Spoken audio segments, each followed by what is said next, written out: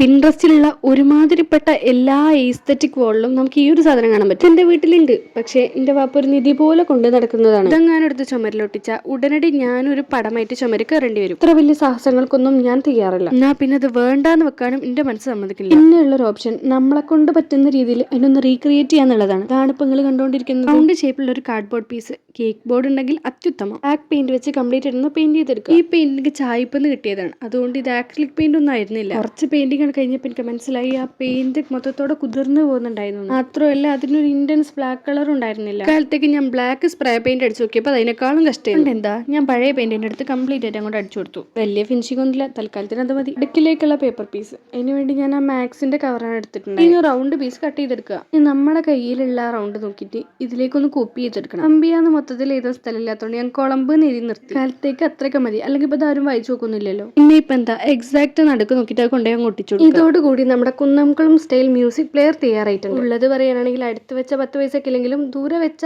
സംഗതി കൊള്ളാം, സെറ്റാണ്. അപ്പോൾ ഓക്കെ, ബൈ.